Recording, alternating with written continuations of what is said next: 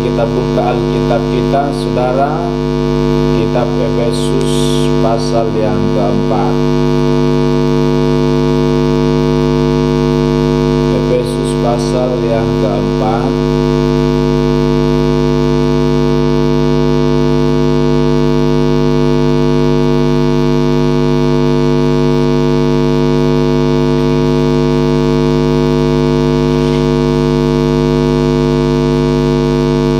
Ayat yang pertama sampai dengan ayat yang 16. Suara saya bisa kedengaran dengan baik di rumah?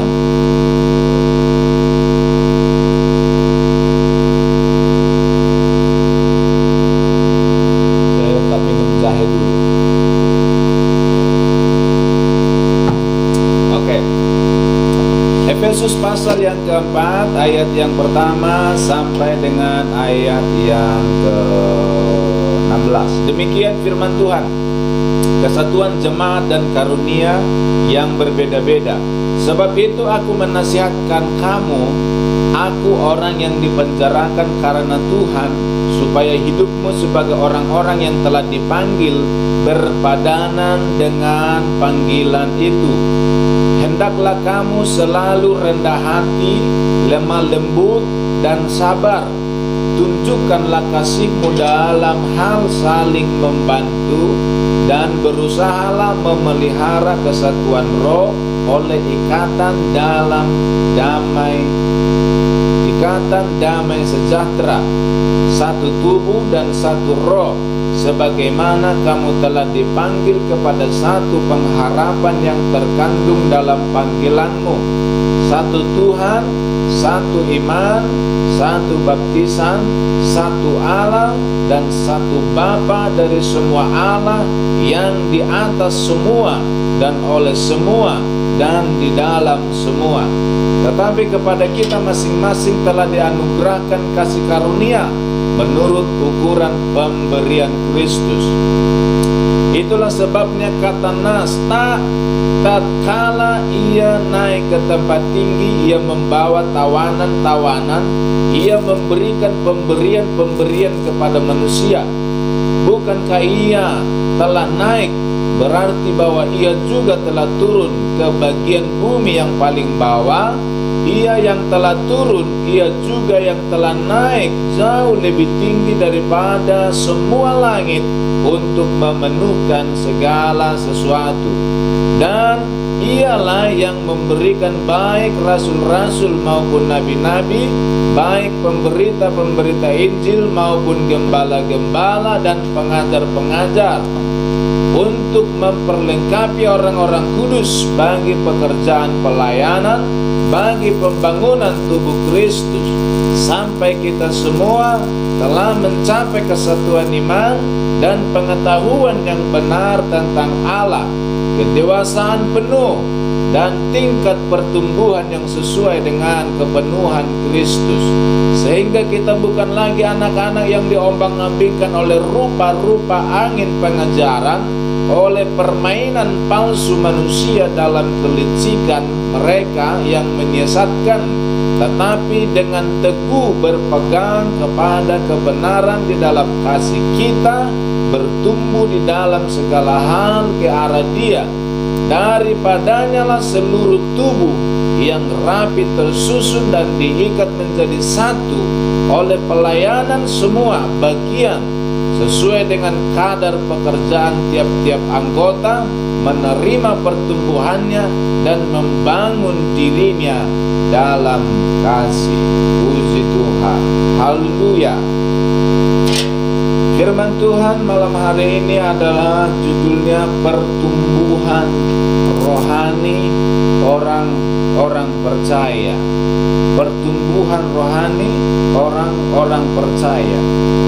Kalau kita lihat ayat yang ke-13, Bapak Ibu Saudara, sampai kita semua telah mencapai satu kesatuan iman dan pengetahuan yang benar tentang anak Allah, kedewasaan penuh dan tingkat pertumbuhan yang sesuai dengan kepenuhan Kristus. Bapak Ibu Saudara, kalau kita baca ayat ini dari atas Saudara, maka kita menemukan, maka ayat yang ke-13 Paulus mengatakan bahwa rasul-rasul diberikan oleh Tuhan, gembala-gembala diberikan oleh Tuhan, penginjil-penginjil diberikan oleh Tuhan, dan semua karunia-karunia diberikan oleh Tuhan. Semuanya menuju kepada satu tujuan, yaitu untuk pertumbuhan jemaat Kristen, untuk pertumbuhan kita anak-anak Tuhan. Saudara-saudara, kenapa harus ada gembala? Untuk mengajar, untuk menggembalakan orang-orang percaya. Kenapa harus ada penginjil? Untuk menuntun orang kepada Yesus. Kenapa harus ada rasul? Untuk membuka gereja-gereja baru, memberitakan kabar baik. Semuanya disiapkan oleh Tuhan. Itu sebabnya ada orang yang punya karunia-karunia, dan semuanya itu tujuannya dipakai Tuhan berbeda-beda, tetapi tujuannya satu, untuk memperlengkapi jemaat Tuhan, untuk memperlengkapi kita orang-orang percaya, saudara-saudara. Supaya apa? Endingnya adalah supaya kita mengenal Allah dengan benar, mengenal Allah dengan benar, atau dengan kata lain bertumbuh dewasa. Bertumbuh dewasa. Seperti apa pertumbuhan dewasa anak-anak Tuhan?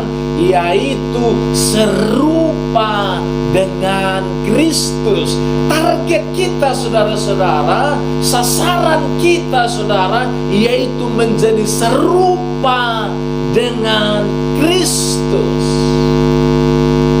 Haleluya.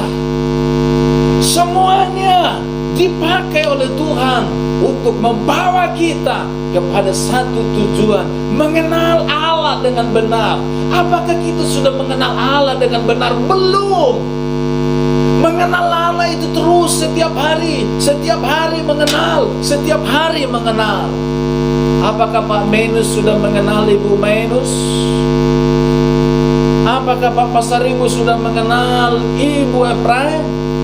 Apakah Mas Yogi sudah mengenal Ibu Lia? Belum. Apakah saya sudah mengenal Ibu Diana? Belum, saudara-saudara. Masih banyak hal yang kita belum pahami.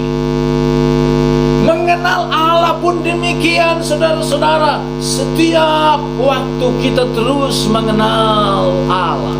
Itu sebabnya perlu baca firman Tuhan setiap hari, perlu berdoa dan menerima pewahyuan baru dari Tuhan setiap hari. Supaya apa, saudara? Supaya kita semakin mengenal Allah dengan benar.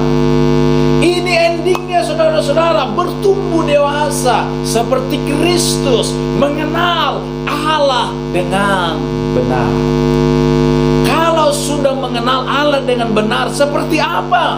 Di dalam Matius 16 firman Tuhan berkata, Aku akan mendirikan gerejaku dan alam maut tidak menguasainya. Orang yang sudah mengenal Allah dengan benar, maka dia seperti batu karang yang teguh, yang kuat, yang kokoh. Itulah gereja yang Allah inginkan di muka bumi ini. Gereja yang Tuhan rindukan adalah gereja yang kuat, yang kokoh, yaitu yang mengenal Allah dengan benar. Yesus pernah bertanya kepada murid-muridnya, menurut kamu siapakah aku? Menurut kamu apa kata orang tentang aku? Murid-muridnya banyak menjawab, tetapi Simon Petrus berkata, Engkau adalah anak Allah yang hidup. Saudara-saudara, Yesus memastikan murid-muridnya yang sekian lama bersama dengan mereka, memastikan sampai di mana pengenalan mereka akan aku, sampai sejauh mana mereka paham akan aku. Dan hanya Simon Petrus yang menjawab, engkau anak Allah yang hidup. Yang lain berkata, engkau Mesias, engkau Yeremia, engkau Nabi Elia. Tapi Yesus berkata kepada Simon, berbahagialah engkau, karena bukan kamu yang mengatakan, melainkan Bapa-Ku yang di sorga. Saudara yang dikasihi Tuhan, untuk mengenal Allah, saudara-saudara, ternyata tidak cukup dengan logika kita, tidak cukup dengan kemampuan berpikir kita, saudara-saudara. Untuk mengenal Allah harus melibatkan pewahyuan dari Tuhan. Tanpa pewahyuan dari Tuhan, kita tidak bisa mengenal Allah dengan benar. Haleluya, haleluya. Saudara-saudara, gereja kita harus memandang kepada tujuan ini. Gereja kita harus berlari kepada tujuan ini, yaitu bertumbuh dewasa seperti Kristus. Dan semua kita berlari, saudara-saudara. Tidak ada jadi penonton. Semua kita harus berlari kepada tujuan yang Tuhan sudah tetapkan. Rasul diberikan untuk mengajar, gembala diberikan untuk memperlengkapi, penginjil diberikan, semua untuk memperlengkapi kita. Semua untuk memperlengkapi kita. Berarti saudara-saudara, kalau ada gembala, gembala itu memperlengkapi kita. Kalau ada penginjil, penginjil memperlengkapi kita. Kalau ada rasul, rasul memperlengkapi kita. Kalau kita diperlengkapi, berarti kita tidak sama lagi, saudara-saudara. Kalau dikhotbahin dari minggu ke minggu, diajar dari minggu ke minggu, seharusnya kita tidak lagi terus sebagai penonton, tetapi akan tiba saatnya kita akan menjadi pelaku. Haleluya. Di gereja kita, semua kita anak-anak Tuhan adalah dipanggil Tuhan untuk menjadi hamba Tuhan. Tidak ada orang awam di gereja kita, yang ada adalah hamba Tuhan. Hamba Tuhan berarti dia melayani Tuhan. Dia hamba yang melayani kepada Tuhan. Kalau kita semua hamba-hamba Tuhan di gereja ini, saudara, berarti kita semua melayani Tuhan. Berarti kita adalah sebuah tim yang melayani Tuhan. Saudara-saudara, satu orang hamba Tuhan, kalau dipakai Tuhan luar biasa, dunia bisa digoncang. Kalau kita lebih dari satu, kita menyatukan hati kita menjadi satu tim untuk melayani Tuhan di gereja ini, maka kota kita digoncang, bangsa kita akan diberkati, bahkan dunia akan diberkati. Firman Tuhan berkata, kalau Roh Kudus turun ke atasmu, kamu akan menjadi saksiku di Yerusalem, Yudea, Samaria, sampai ke ujung bumi. Saudara, Tuhan mau memakai kita yang pertama itu di Yerusalem. Di mana? Di kota kita, saudara-saudara. Saya merindukan di kota kita, gereja kita menjadi berkat di kota kita, membawa terang di kota kita. Kemudian tidak cukup kita hanya di kota kita, saudara, tapi kita harus keluar dari kota kita, di luar kota kita. Kemudian di luar kota kita, kita menjangkau lebih luas lagi, saudara. Yudea, Samaria, di luar pulau Jawa, kemudian di luar Indonesia, bahkan sampai ke ujung bumi. Mungkin gak itu terjadi? Hari-hari ini, saudara, sudah tidak ada yang tidak mungkin. Semua sudah menjadi mungkin. Lewat pelayanan seperti ini saudara, lewat online, ini bisa menjangkau sampai keluar Indonesia. Saudara-saudara, kita bisa menjadi berkat sampai ke ujung bumi. Haleluya. Kita semua akan dipakai Tuhan untuk menjadi berkat. Haleluya. Saudara-saudara kita yang baru dibaptis waktu yang lalu, saudara harus sungguh-sungguh bertumbuh dalam Tuhan. Jangan harus disuruh baca Alkitab baru baca Alkitab. Kalau di grup diingatkan baca Alkitab, baca Alkitab, baca Alkitab, harus kesadaran sendiri. Harus punya kesadaran sendiri saudara-saudara. Kita semua tidak boleh tidak, semua harus punya kesadaran sendiri. Baca Alkitab dan doa setiap hari. Haleluya. Mengenal Allah dengan benar. Omong kosong tanpa baca firman Tuhan setiap hari, itu sebuah pondasi yang paling dasar yang tidak boleh diabaikan saudara-saudara. Harus itu, tidak bisa ditawar saudara-saudara. Karena baca firman dan doa pribadi itu sebuah pondasi yang paling penting dalam kehidupan orang percaya. Bukan ibadah minggu pondasi yang paling penting, bukan. Komsel bukan pondasi yang paling penting, bukan. Doa puasa bukan. Pondasi yang paling penting di dalam kekristenan adalah baca Alkitab setiap hari, doa setiap hari. Itu pondasi yang paling utama yang tidak boleh diabaikan saudara-saudara. Jadi kalau saudara-saudara kita yang baru dibaptis harus membangun diri sendiri, baca Alkitab untuk pertumbuhan rohani setiap kita. Haleluya. Firman Tuhan berkata begini, Yohanes berkata, biarlah aku semakin kecil dan Yesus semakin besar. Saudara bayangkan, kalau kita semakin kecil, Yesus semakin besar, artinya kita semakin hilang, semakin habis. Yang kelihatan adalah Yesus. Kalau Yesus memenuhi kita setengah, berarti kita masih tersisa setengah. Tapi kalau Yesus memenuhi kita 90%, masih tersisa kita 10%.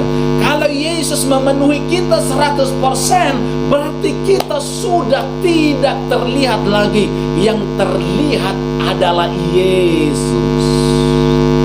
Kalau Yesus sudah memenuhi kita 100% saudara-saudara, maka kita akan disebut menjadi the man of God, manusia Allah, manusia Kristus di muka bumi ini. Kita adalah menjadi garam, menjadi terang di muka bumi ini. Haleluya saudara-saudara. Gimana caranya saudara-saudara? Berarti menghidupi firman setiap hari, menghidupi Kristus setiap hari dalam hidup kita saudara-saudara. Baca firman, renungkan firman, doa penyembahan setiap hari, dengar suara Tuhan, ikut ibadah, ikut komsel, ikut doa. Itu saudara-saudara membuat kita dipenuhi dan dipenuhi dengan kepenuhan Kristus. Saudara, Yesus pernah berkata begini, barang siapa percaya kepadaku, ia akan melakukan perkara-perkara yang besar, bahkan lebih besar daripada apa yang pernah aku lakukan. Saudara, ini bukan janji kosong dari Yesus.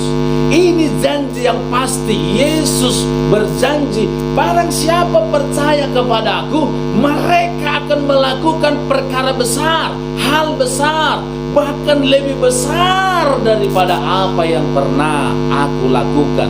Saudara-saudara, berarti Tuhan ingin saudara-saudara kita luar biasa dipakai Tuhan.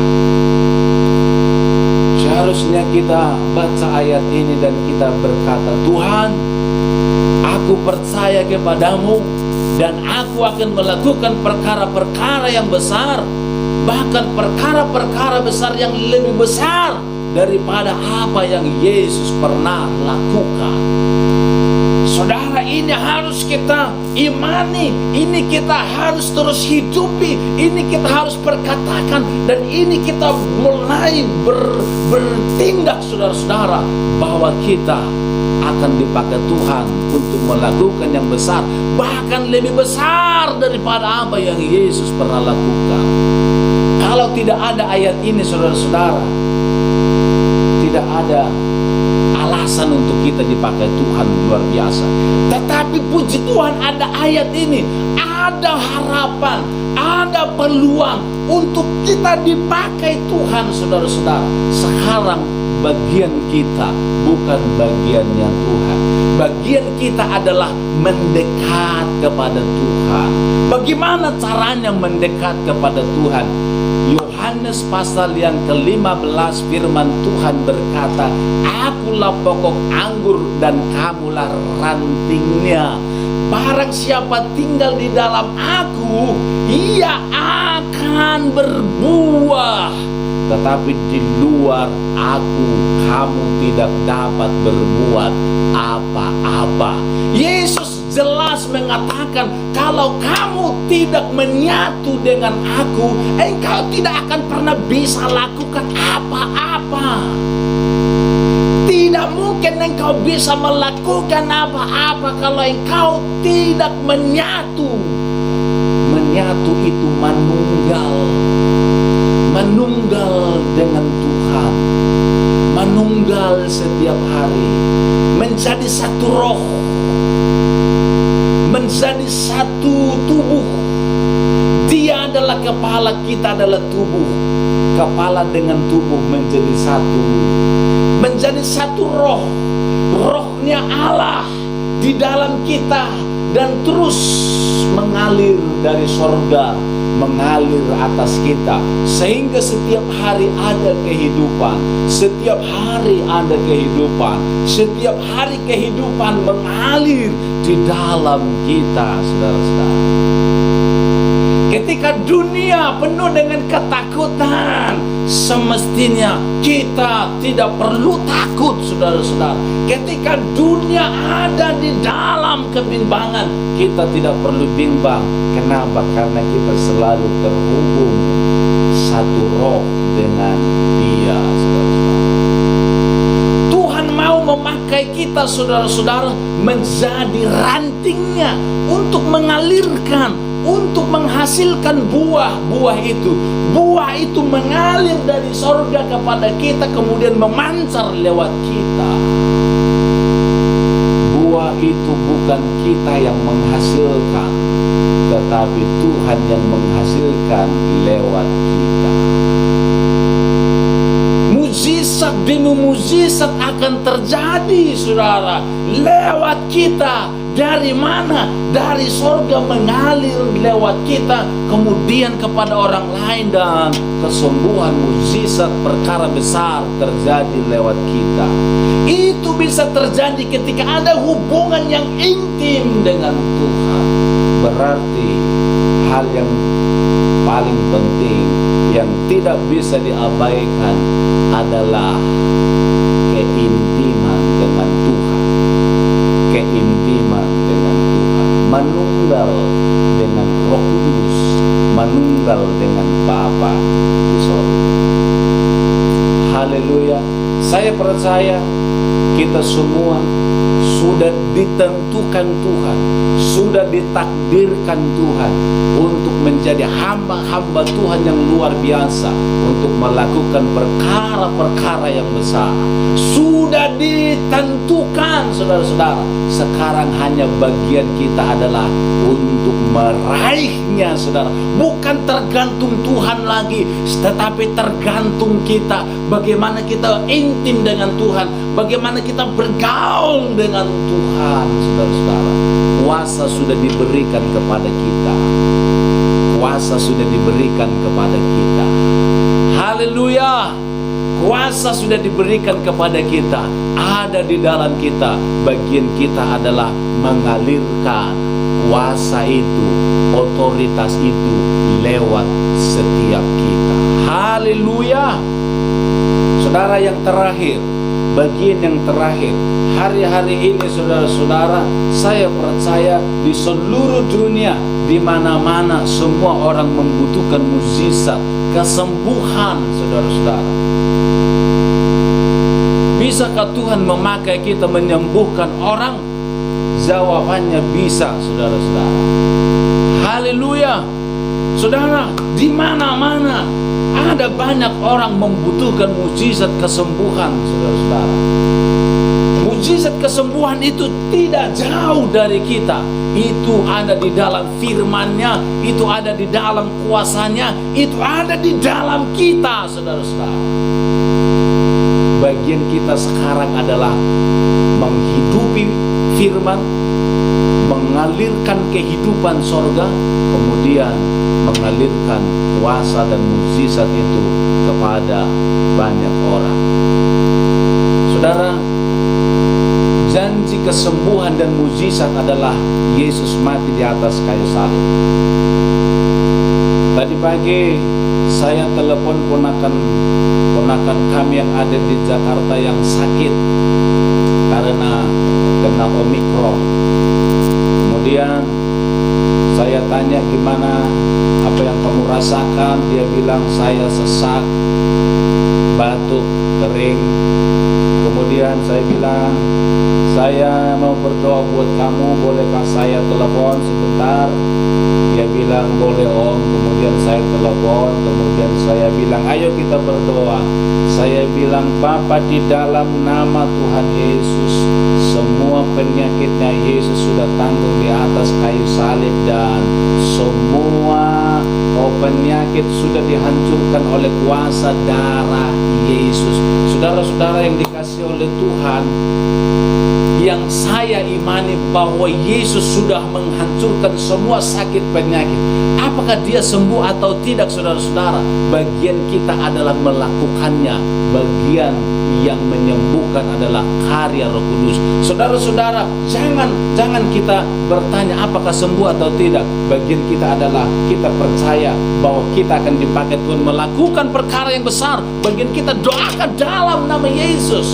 Apa yang kita imani, apa yang kita percaya, kita lakukan, saudara-saudara. Dan yang saya percaya begini, Bapak Ibu Saudara, ketika Yesus mati di atas kayu salib, dia ditusuk. Ketika dia ditusuk, saudara-saudara, tahukah saudara, semua penyakit ditimpakan kepada dia. Semua penyakit Yesus tarik dalam dirinya. Yesus ambil semua penyakit apapun itu, semua kutuk, penyakit jantung, semua itu ditimpakan, dia ambil, dia pikul di dalam tubuhnya, saudara-saudara. Supaya apa? Supaya tidak ditimpakan kepada kita. Cukup Yesus yang menanggungnya, ditimpakan kepada Yesus. Dan Yesus berkata, biar aku yang menanggungnya. Kemudian Yesus ditusuk, kemudian darah mengalir. Ketika darah mengalir, kita berkata, ada kuasa dalam darahnya, darah domba Allah. Ada kuasa dalam darah Yesus. Kenapa ada kuasa dalam darah Yesus? Saudara, ketika Habel dibunuh, darahnya berteriak kepada Bapa. Ketika Yesus dibunuh, saudara-saudara, darahnya itu berkuasa. Kenapa darah Yesus berkuasa? Ketika kita sakit, saudara-saudara, darah itu kita bilang darah Yesus berkuasa. Darah itu seolah-olah berkata begini, penyakit, engkau tidak punya kuasa lagi atas si A, karena darah ini sudah menghancurkannya. Engkau, kalau kamu macam-macam terhadap si A, aku, darah Yesus, akan hancurkan kamu. Saudara, kuasa darah Yesus itu menghambat kita supaya kita tidak mati. Kuasa darah Yesus itu, saudara, menyingkirkan penyakit dari kita. Kenapa saudara-saudara? Karena darah itu sudah menanggungnya, dan darah itu seolah-olah berkata, hei, dia tidak perlu lagi sakit karena aku sudah menjadi taruhannya. Di dalam Yesus dia sudah sembuh. Bagian kita adalah kita mengambil, mempercayai darah Yesus sudah menyembuhkan kita. Darah Yesus sudah menyembuhkan setiap orang yang percaya, saudara-saudara. Siapa yang percaya kepada Yesus, maka darah itu untuk menyembuhkan dia, saudara-saudara. Imani ini, saudara-saudara. Kalau saudara ada keluarga yang sakit, ada teman yang sakit, dimanapun dia berada, saudara, kita bisa telepon dia. Kalau dia di tempat yang jauh, jangan ragu, telepon dia. Mungkin lewat video call, mungkin lewat telepon, mungkin lewat online. Kita harus berani, saudara, berdoa. Aku berdoa dalam nama Yesus. Kalau saudara takut, berarti iman kita belum berani melangkah. Lakukan itu, saudara-saudara. Saya percaya dari 10 orang yang kita doakan, 1 paling tidak ada yang sembuh. Dari sekian banyak yang kita doakan, pasti ada yang sembuh. Kenapa? Bukan kita yang menyembuhkan, bukan kita yang hebat, saudara-saudara. Kalau kita sungguh-sungguh mengandalkan Tuhan, pasti ada mukjizat.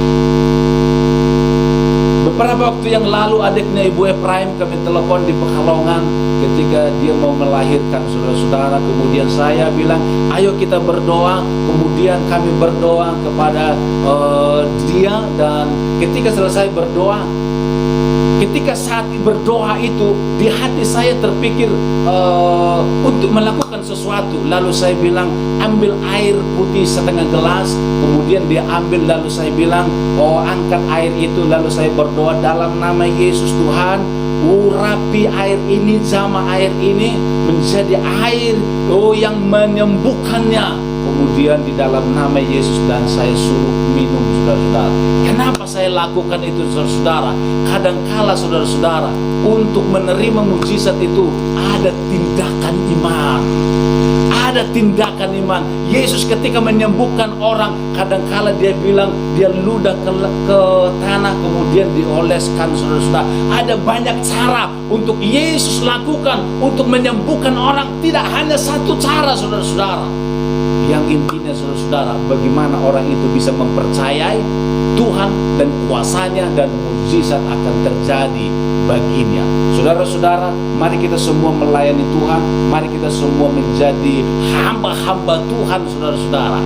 Amin, saudara-saudara. Siapkan diri kita, siapkan diri kita, siapkan diri kita.